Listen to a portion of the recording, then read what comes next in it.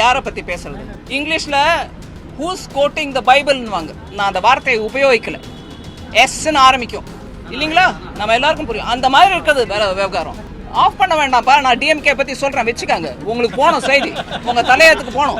நீங்கள் camera off பண்ணிட்டா உங்களுக்கு ஜாக்கிரதை. அவர் சொன்னார் பாருங்க, என்கொயரி நடந்துட்டு இருக்கு, எனக்கு ப்ரொடெக்ஷன் வேணும்னு. உங்களுக்கு ப்ரொடெக்ஷனுக்கோசம் நீங்கள் ஆஃப் பண்ணிடாதீங்க. மீதி சேனல் மூலமாக எப்படியா இருந்தாலும் போகும். வைங்க, ஆனில் வைங்க. சங்கர் ஐஏஎஸ் அகாடமியில் இன்னைக்கு ஒரு நல்ல ஒரு நிகழ்ச்சி நடந்தது. இங்கே பயிற்சி பெற்ற இளைஞர்கள் சென்ட்ரல் சிவில் சர்வீஸ் எக்ஸாமினேஷனில் தேர்ந்தெடுக்கப்பட்டு அவங்களுக்கு ஒரு வாழ்த்து கொடுக்கக்கூடிய நிகழ்ச்சி. இது ஒரு முக்கியமான நிகழ்ச்சி. ஏனென்றால் உலக அளவில் பார்த்தீங்கன்னா சிவில் சர்வீஸ், அதாவது கவர்மெண்ட்டுக்கு உதவி கொடுக்கக்கூடிய சட்டங்கள் புரிஞ்சு நம்மளுடைய கான்ஸ்டிடியூஷனை புரிஞ்சுக்கிட்டு ஒரு சிஸ்டமில் இந்த நாடு நடந்து வந்துட்டுருக்கு. அதில் இளைய தலைமுறை சேருது. இதுக்கு கடுமையான போட்டி இருக்கக்கூடிய சிவில் சர்வீஸ் எக்ஸாமினேஷனில் பாஸ் பண்ணிவிட்டு அவங்களுக்கு வரக்கூடிய ரேங்கை வச்சு அவங்கள எந்த ஸ்டேட்டுக்கு அனுப்புவாங்கன்றது நிர்ணயம் ஆகும். அதோடு இல்லாமல் அவங்க அட்மினிஸ்ட்ரேட்டிவ் சர்வீஸில் இருப்பாங்களா, போலீஸில் இருப்பாங்களா, ரெவென்யூவில் இருப்பாங்களா, ரயில்வே சர்வீஸ் போவாங்களா, அப்படின்றது சிவில் அக்கௌண்ட்ஸில் போவாங்களா அப்படின்னு அவங்கள கேட்டகரைஸ், அவங்க ரேங்க், அவங்க பர்ஃபார்மன்ஸை வச்சுட்டு பண்ணக்கூடிய ஒரு பெரிய எக்ஸாமினேஷன். அது உலக அளவில் நான் முன்ன சொன்ன மாதிரி கடுமையான போட்டிங்கிறது, ஹை குவாலிட்டிக்கு போட்டி இந்த பயிற்சி மூலமாக தான் நடக்குது. இந்த எக்ஸாமினேஷன் மூலமாக தேர்ந்தெடுத்து வரக்கூடியவங்க நல்ல குவாலிட்டி, நல்ல ஹை லெவலில் பர்ஃபார்மன்ஸ் பண்ணக்கூடியவங்கன்னு தேர்வு ஆகுது. தமிழ்நாட்டில் இந்த சங்கர் அகாடமி மூலமாக பல வருஷங்களாக நிறைய பேர் தேர்ந்தெடுக்கப்படுறாங்க. இந்த வருஷம் தேர்ந்தெடுக்கப்பட்டவங்களோட நான் கொஞ்ச நேரம் அவங்களுக்கு வாழ்த்துக்கள் தெரிவிச்சுட்டு இப்போ திருப்பி டெல்லி போயிடுறேன். இது ஒரு பெரிய வெற்றி அவங்களுக்கு, நாட்டுக்கு. அதனால தான் இதுக்கு பேர் சிவில் சர்வீஸ். நாட்டுக்கு சிவில் சர்வீஸ் மூலமாக தொண்டு ஆற்றக்கூடிய அந்த வாய்ப்பு அரசு மூலமாக கொடுக்கப்படுகிறது. அதனால் இந்த ஒரு எக்ஸாம் ரொம்ப முக்கியம். அதில் பயிற்சி பெற்று தேர்வானவங்க எல்லாருக்கும் என்னுடைய வாழ்த்துக்கள் நான் திருப்பி சொல்லிக்கிறேன்.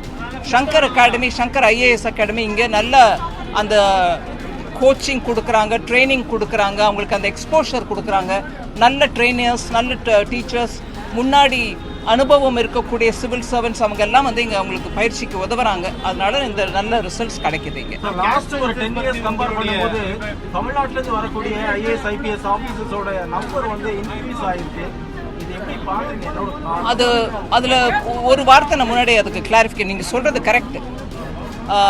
90ஸ்லேருந்து அந்த மண்டல் கமிஷன் இம்ப்ளிமெண்டேஷன் ஆரம்பித்த பிறகு தான் தமிழ்நாட்டிலேருந்து இன்னும் சில கேட்டகரி ஆஃப் ஸ்டூடெண்ட்ஸுக்கு வாய்ப்பு கிடைக்குது. அதனால தான் நான் நம்பர் சொன்னேன். நீங்கள் பார்த்தீங்கன்னா 1950லேருந்து ஐஏஎஸில் மாத்திரம் 600க்கு மேற்பட்ட நம்பர் இருந்திருக்கு. 2011லேருந்து நீங்கள் பார்த்தீங்கன்னா சிவில் சர்வீஸில் 913 பேரோ ஏதோ நம்பர், 900க்கு மேற்பட்ட நம்பர் தமிழ்நாட்டிலேருந்து தேர்ந்தெடுக்கப்படுகிறாங்க. அதனால் அந்த நம்பர் வளர்ந்துட்டு தான் வருது, குறையலை.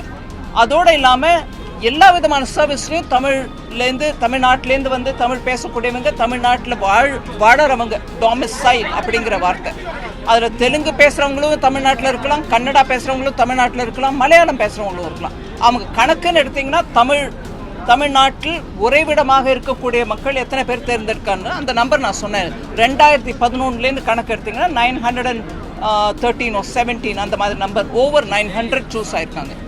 எனக்கு இந்த நம்பரில் ஆக்சுவலாக எனக்கு பெரிய திருப்தி இல்லை. நான் இன்னும் நிறையா பேர் இருப்பாங்கன்ற எதிர்பார்ப்பில் தான் இன்றைக்கி டிஓபிடி செக்ரட்டரிகிட்ட கேட்டு அந்த நம்பர் வாங்கிட்டு வந்தேன்.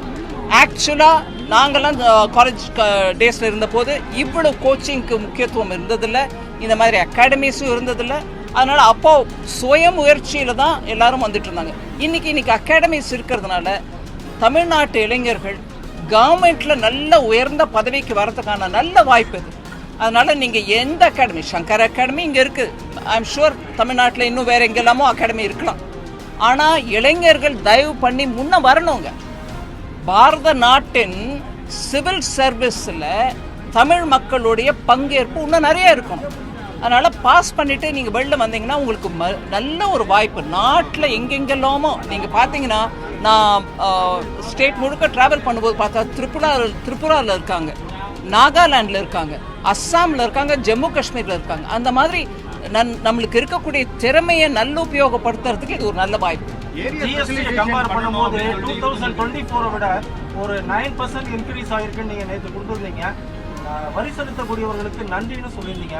ஆனால் இன்னொரு தரப்பு என்ன சொல்றாங்க, நடுத்தர மக்கள்லாம் வரி செலுத்தக்கூடிய நிலைமைக்கு ஆளாயிட்டோம், கஷ்டப்படுறோங்கிறாங்க. இது நான் உண்மையை சொன்னால் நீங்கள் கொஞ்சம் மீடியான்றதுனால உங்களுக்கு சொல்கிறேன். தயவு பண்ணி நான் சொல்கிறத நிஜமாக நீங்கள் உங்கள் ஆஃபீஸில் போய் ஆராய்ஞ்சு பாருங்கள். நான் ஜிஎஸ்டி பற்றி பேசும்போது நான் தனிநபராக பேசலை. அங்கே இருக்கக்கூடிய ஒவ்வொரு மாநிலத்திலேருந்து வரக்கூடிய அமைச்சர்கள், நிதி அமைச்சர்கள் எல்லாரோடும் உட்காந்து டிசிஷன் எடுக்கிறது தான் ஜிஎஸ்டி கவுன்சில். அதனால் ஜிஎஸ்டினா ஐயோ மோதி போட்டுட்டார் வரின்னு அந்த லைன் இங்கே எதுக்கோ வந்துட்டே இருக்கு, அது தப்பு. ஜிஎஸ்டி கவுன்சிலில் எல்லா மாநிலத்தோட ஃபைனான்ஸ் மினிஸ்டர்ஸும் இருக்காங்க. இது நம்ம முதல்ல புரிஞ்சுக்கணும். ரெண்டாவது பார்த்தீங்களா, நீங்கள் கேட்குற மாதிரி மிடில் கிளாஸ் மேலே கூட வரி போட்டாங்க இல்லைங்க. ஜிஎஸ்டி பிறக்கிறதுக்கு முன்னாடி 2017க்கு முன்னாடி கூட வேல்யூ ஆடட் டாக்ஸ் VAT, அதோடு இல்லாமல் ஸ்டேட்டில் எக்ஸைஸ் ஆக, அதை தவிர ஸ்டேட் லெவலில் இருந்த எத்தனையோ அடிஷ்னல் டாக்ஸஸ், கிட்டத்தட்ட 17 வரிகளும் 8-9 செஸ்ஸும் கலந்து தான் இன்னைக்கு ஜிஎஸ்டி ஆயிருக்கு. அது ஒவ்வொரு மாநிலத்திலும் இருந்த வரிகள் எல்லாம் சேர்த்து போட்டு தான் கலந்து ஜிஎஸ்டி பண்ணிருக்காங்க. அதனால் ஜிஎஸ்டி வந்த பிறகு தான் நம்ம மிடில் கிளாஸ் மக்களுக்கோ ஏழை மக்களுக்கோ அவங்களுடைய தினசரியில் உபயோகிக்கக்கூடிய பொருட்கள் மேலே வரி வந்துருச்சு அப்படின்ற அந்த வாதம் தப்பு. ஜிஎஸ்டி வரதுக்கு முன்னாடியிலேருந்தே வரி இருந்துச்சு. ஆனால் ஜிஎஸ்டி வந்த பிறகு நீங்கள் வந்த பிறகு நீங்கள் என்ன பண்ணீங்கன்னு கேட்டிங்கன்னா, முன்னாடி இருந்த வரி விகிதத்தை விட ஜிஎஸ்டி வந்த பிறகு வரி விகிதம் குறைஞ்சிருக்கு. அண்ட் இப்போ நடக்கிற முயற்சி, அதாவது குரூப் ஆஃப் மினிஸ்டர்ஸ் மூலமாக நடந்துட்டு இருக்கிற முயற்சி இன்னும் அதை குறைக்கிறதுக்கு தான். அதனால ஜிஎஸ்டி வந்த பிறகு தான் நம்மளுக்கு வரி வந்துருச்சுன்றது தப்பான வாதம். ஏன், இதுக்கு முன்னாடியும் இருந்துச்சு. ஆனால் கடைகளில் பில்லு கொடுக்கும்போது அதை காட்டியிருக்க மாட்டாங்க. இப்போ கடைகளில் bill central GST, state GST அப்படின்னு கிளியராக போட்டு உங்கள் கையில் கொடுக்கறதுனால நம்மளுக்கு இப்போ தோணுது, ஓஹோ இப்போ தான் நம்ம கட்டுறோமா, ஜிஎஸ்டி வந்த பிறகு தான் வரி கட்டுறோம் போல் இருக்கு அப்படின்னு தோணுது. தப்பது. முதலையும் இருந்துச்சு, இப்பவும் இருந்துச்சு. இப்போ நேர்மையாகவும் வெளிப்படையாகவும் அந்த பில்லில் நாங்கள் போடுறோம், இதை பாருங்க, இது இந்த ஐட்டம்க்கு 5% வரி, அதில் 2.5 மாநிலத்துக்கு போகுது, மீதி 2.5 மத்திய அரசுக்கு வருது. அதை போட்டு காட்டுறதுனால இப்போதான் வரி வந்துருச்சுன்னு நினைக்கிறாங்க. இல்லை. லாஸ்ட் பாயிண்ட்டு, ஜிஎஸ்டியில் எடுக்கக்கூடிய ஒவ்வொரு தீர்மானமும் எல்லா மாநில அமைச்சர்களுடைய ஒப்புதல் சேர்ந்து தான், அவங்களுடைய ஒப்புதலுடன் தான் டிசிஷன் நடக்குதே தவிர நான் ஒத்தி மாத்திரம் எனக்கு வேணும் இந்த வரி கொடுங்கன்னு கேட்க முடியாது. அதனால ஜிஎஸ்டியை பற்றி நான் மீடியாவை தயவு பண்ணி கேட்டுக்கிறேன், கொஞ்சம் மக்களிடையே இதை பற்றி உணர்வு, அதாவது இதை சரியான புரிதலை ஏற்படுத்த முயற்சி பண்ண வேண்டுமாக. But ma'am, when you ask this question, it is right. It's good for you to ask this question. But education is both a center and state subject. So when I present the budget, it is only the central expenditure which gets captured in it. Every state's expenditure should also be looked at, and together is what we should take for assessing how much is being spent on education. So just not the central government, because it's a subject under both center and state. முதல்ல ஜாதிக்கு வெற்றி திமுக தேடுதா? சமத்துவம்னாங்க. நீங்க கேட்ட கேள்விக்கு பதில் சொல்றேன். ஜாதியை பற்றிய விஷயத்தில் திமுக வெற்றி தேடுதா? மத்திய அரசு சென்சஸ்ல நாங்க கொண்டு வரோம்னு சொன்னோம், தப்பு ஒண்ணு இல்லை. பல பேர் கேட்டிருக்காங்க. இன் பிரின்சிபல் அப்ரூவல் நாங்க கேபினெட்ல கொடுத்துருக்கு. ஆனா அது எங்களுடைய வெற்றி எப்படின்னு சொன்னா, ஜாதியை பத்தி பேசவே கூடாது டிஎம்கேல. அதனால எல்லாத்துலயும் அரசியல் ரீதியா லாபத்தை தேடுறதுக்கு முயற்சி பண்ணக்கூடாது. தமிழ்நாட்டில் சமத்துவத்தை கொண்டாங்க. சென்சஸ் வரும் எப்படியா இருந்தாலும், அதுல இந்த டேட்டா வரும் எப்படியா இருந்தாலும், எல்லாருக்கும் அந்த டேட்டா வெளிப்படையா உதவுறதுக்கு தான் சென்சஸ் மூலமா எடுக்கிறோம். அதனால இதில் உடனே ஒரு குயுக்தி அதை திருப்பிக்கிட்டு நாங்கள் போராடினதுனால தான் எங்களுக்கு வந்துச்சுன்னு சொல்ல வேணாம். இன்றைக்கும் நான் தெருவில் போகும்போது போர்டு பார்க்குறேங்க, ஜாதி பெயருடன் பேர் இந்த தமிழ்நாட்டில் இன்றைக்கும் இருக்குது. ஜாதி விவகாரத்தில் இன்றைக்கும் கழிவு, மனித கழிவை குடிநீரில் சேர்க்கறது இந்த தமிழ்நாட்டில் தான் நடந்திருக்கு. எங்கேயும் நம்ம கொஞ்சம் ஒரு விதமாக நாங்கள் நல்லா முன்னேறிட்டு இருக்கோம், வடக்கில் சில ஸ்டேட்ஸை பாருங்கள் முன்னேறல அப்படின்னு சொல்கிறாங்களே, அந்த ஸ்டேட்டில் கூட இந்த மாதிரி மனித கழிப்பை கொண்டு போய் தண்ணியில் குடிக்கிற தண்ணியில் சேர்க்கல. அதனால் இந்த விஷயத்தில் அரசியல் ரீதியாக பார்க்காம இதனால நம்ம அதுலேருந்து வரக்கூடிய டேட்டாவை வச்சுக்கிட்டு பின்தங்கி இருக்கிறவங்களுக்கு எப்படி இன்னும் வாய்ப்புகள் கொடுக்க முடியுன்றதை பற்றி யோசிக்கணுமே தவிர கொஞ்சம் நாங்கள் வென்றோம் நீங்கள் தோத்தோன்ற அந்த பேச்சை கொஞ்சம் விட்டுருணும்.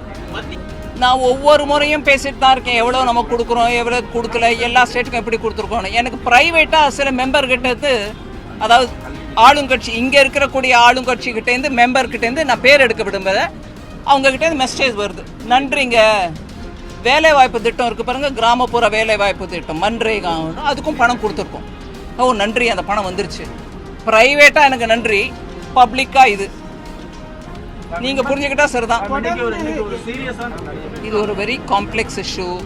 பாஸ் ஆனால் தான் குழந்தைக்கு ஃப்யூச்சர் அப்படின்றதுனால எல்லாரையும் பாஸ் பண்ண வச்சுட்டு அதில் கூட ரொம்பவே இன்னும் ஒரு வருஷம் படித்தாதான் இந்த பிள்ளைக்கு நல்ல ஒரு அறிவு, அதாவது அந்த அளவு லேர்னிங் கிடைக்கும் அப்படிங்கிறத கூட யோசிக்காமல் எல்லாரையும் பாஸ் செய்கிறதுனால மாத்திரம் சைக்காலஜி இம்ப்ரூவ் ஆகுன்றது இல்லைங்க.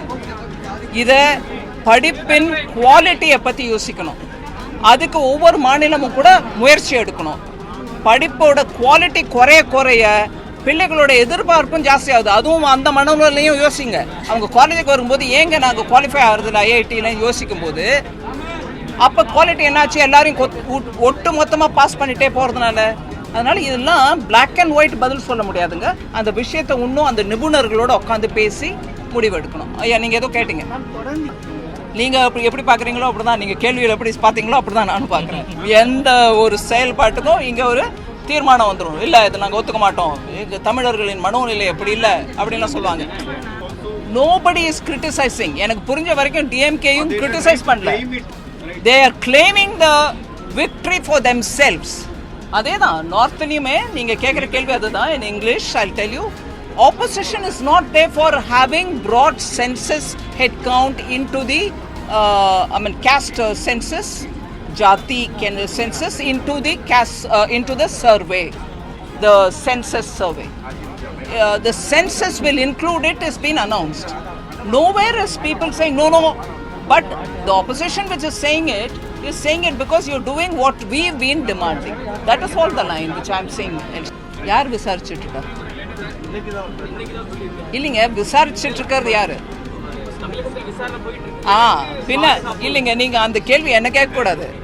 விசாரணை செய்யறது, ஒரு நிமிஷம் கேளுங்க, நான் என்னோட முறையில் பதில் கொடுக்குறேன். விசாரணை செய்கிறது தமிழ்நாட்டில், விசாரிக்கப்படுவது ஒரு அதிகாரியை, இன்னும் 4-5 பேரை. அவங்கள ஒரு பயம் வருது, எனக்கு ப்ரொடெக்ஷன் வேணும்னு கேட்குற மாதிரி நீங்கள் சொல்கிறீங்க. ஸோ விசாரணை ஃபேராக நடந்துச்சுன்னா அந்த பயம் இருக்கக்கூடாது. கூட்டணியை பற்றி விமர்சிக்கிறதுக்கு முன்னாடி கோர்ட்டு மூலமாக அமைச்சராக உட்காந்துருக்கிறவங்களை கோர்ட் மூலமாக கேள்வி கேட்டு பதவி விலக வேண்டிய நிர்பந்தம் யாருக்கு வந்துச்சு? எந்த கூட்டணிக்கு வந்துச்சு? திமுக கூட்டணிக்கு வந்துச்சா இல்லை வேற யாருக்கா வந்துச்சா? ஊழல் காரணமாக சுப்ரீம் கோர்ட் வரைக்கும் போய் இன்னைக்கு தேதிக்கு 2 அமைச்சர்கள், ஒரு அமைச்சர் ஊழல், இன்னொரு அமைச்சர் இன்னொரு விஷயம், இறங்கிக்கிட்டே இருக்காங்க பதவி, இல்ல கோர்ட் மூலமா கேள்வி கேட்டுட்டே இருக்காங்க. அப்பேற்பட்ட கூட்டணியை நடத்துற மாண்புமிகு அமைச்சர், முதலமைச்சர் அவர்கள் எங்க கூட்டணியை பத்தி பேசினா எனக்கு கொஞ்சம் என்ன புரியலைங்க. இது யாரை பத்தி பேசுறது? இங்கிலீஷ்ல சரி, இங்கிலீஷ்ல ஹூஸ் கோட்டிங் த பைபிள்னுவாங்க. நான் அந்த வார்த்தையை உபயோகிக்கல. எஸ்ன்னு ஆரம்பிக்கும் இல்லைங்களா? நம்ம எல்லாருக்கும் புரியும். அந்த மாதிரி இருக்கிறது வேற விவகாரம். உங்க கூட்டணியில ஆஃப் பண்ண வேண்டாம்ப்பா, நான் டிஎம்கே பத்தி சொல்றேன் வச்சுக்காங்க. உங்களுக்கு போகணும் செய்தி, உங்க தலையத்துக்கு போகணும். நீங்க கேமரா ஆஃப் பண்ணிட்டா உங்களுக்கு ஜாக்கிரதை. அவர் சொன்னார் பாருங்க, என்கொயரி நடந்துட்டு இருக்கு, எனக்கு ப்ரொடெக்ஷன் வேணும்னு. உங்களுக்கு ப்ரொடெக்ஷனுக்கோசம் நீங்க ஆஃப் பண்ணிடாதீங்க. மீதி சேனல் மூலமா எப்படியா இருந்தாலும் போகும், வைங்க, ஆன்ல வைங்க. அதனால ஊழல் கூட்டணிக்காரங்க எங்க கூட்டணியை பத்தி பேசினா எனக்கு சிரிப்பு வருது. சரிங்களா, கிளம்புறேன். அவங்க தமிழ்நாட்டுக்கு நான் பணம் கொடுக்கலன்ற குற்றச்சாட்டையும் வச்சுட்டே இருந்தாங்க. நான் வந்து ஒவ்வொரு தினமும் தொண்டை கிழிய சொல்லிட்டே இருக்கேன், நம்பரையும் கொடுத்து சொல்லிட்டு இருக்கேன், பேப்பர் உங்க எல்லாருக்கும் டிஸ்ட்ரிபியூட் பண்ணிட்டே சொல்லிட்டு இருக்கேன், கொடுத்துட்டு தான் இருக்கோம். அதனால அவங்க ஒவ்வொரு முறையும் ஒரு குற்றச்சாட்டை போட்டாங்கன்னா அது உண்மை இருந்து போடுறாங்கன்றத நீங்க முதல்ல உங்க மனசுல இருந்து அந்த எண்ணத்தை நீக்கிடுங்க. அவங்க போட்டுட்டே இருக்காங்க, அவ்வளவுதான். எந்த விதமான ஃபேவரும் எந்த கார்பரேட்டுக்கும் நாங்க செய்யல. அதனால இதை திருப்பி திருப்பி சொன்னாங்கன்னா நீங்க, நான் என் தரப்புல உங்களை கேட்டுக்கிறேன், தயவு பண்ணி கேளுங்க, கொஞ்சம் ஆதாரம் கொடுங்க ஐயா, ஏதோ ஒரு ப்ரூஃப் கொடுங்க. அவங்கள போய் நாங்க கேட்கிறோம், நீங்க கேளுங்க. எந்த விதத்துல எந்த கார்பரேட்டுக்கு கொடுத்துருக்கு நான் கேட்கிறேன். ரெண்டாவது, இன்னைக்கு நாட்டில் ஒரு பாலிசி மூலமாக இண்டஸ்ட்ரி நம்ம நாட்டுக்கு வரணும், முதலீடு நம்ம நாட்டுக்கு வரணும்னு பண்ணிட்டு இருக்கையில தமிழ்நாடு கூட தான் முதலீடு வருது. இங்கே வந்து கார்பரேட் வைக்கிறாங்க பிசினஸ். இவங்க ஏதாவது கொடுத்துருக்காங்களா அவங்களுக்கு? அதனால தான் வருதா? நாடு முழுவதும் கொள்கை சரியா இருந்துச்சுன்னா, நாடு முழுவதும் ஒரு ஸ்டேபிள் கவர்மெண்ட் இருந்துச்சுன்னா, நாடு முழுவதும் டாக்ஸ் பாலிசி சாதகமா இருந்துச்சுன்னா, எல்லாருக்கும் சாதகமா இருந்துச்சுன்னா அந்தந்த பிசினஸ் வளரும். இன்னைக்கு MSME வளருது, சிறு குறு தொழில் தமிழ்நாட்டில் வளருது. அவங்களுக்கு பண்ணலையா? கொள்கை ரீதியா பண்ணலையா? அதனால இந்த மாதிரி அடித்தளமே இல்லாத குற்றச்சாட்டுகளை அவங்க சொல்ல நான் உங்களை விண்ணப்பிச்சு கேட்டுக்கிறேன், ஆதாரம் கேளுங்க. எப்படிங்க சொல்றீங்க? அப்படி யாருக்கு என்ன ஆதாயம் பண்ணி கொடுத்தாங்கன்னு? நான் இன்னைக்கு பிரதமர் ஐயா கேரளால போய் விழிஞ்சம் போர்ட்டை இனாகரேட் பண்றாரு, சி போர்ட்டை. உலக அளவில் அந்த போர்ட்டுனால நம்ம நாட்டுக்கு பெருமை. ஆனா இத்தனை நாளா சொல்லிட்டு இருந்தவங்க யாரு? அடானி சொல்லிட்டே இருந்தாங்க. இன்னைக்கு அந்த அடானி மூலமா தான் அந்த போர்ட் வந்திருக்குது. அதை கொடுத்தது யாரு அடானிக்கு? காங்கிரஸ்காரங்க. காங்கிரஸ் தோழமையில இருக்கக்கூடிய திமுக இங்க ஆட்சியில் இருக்குது. இந்த கேள்வியை முதல்ல கேளுங்க. காங்கிரஸ் உம்மன் சண்டி அவர் இன்னைக்கு இல்ல, அவர் மறைந்த தலைவர். நான் அதனால அவர் பேர் எடுக்கிறதுக்கு என்ன மன்னிச்சுக்காங்க. அவர் டைம்ல அந்த ப்ராஜெக்ட் அடானிக்கு கொடுத்தாங்க. டெண்டர் இல்ல, ஒண்ணு இல்ல, அவர் கூப்பிட்டு கொடுத்தாங்க கையில. அப்படி செஞ்ச காங்கிரஸ் இன்னைக்கு தமிழ்நாட்டில் உட்கார்ந்துட்டு இருக்கும் போது கூட்டணியில இந்த மாதிரி கார்பரேட் கொடுத்துட்டேன்னா அது கார்பரேட் கொடுத்ததா இல்லையா? கேளுங்க பின்ன.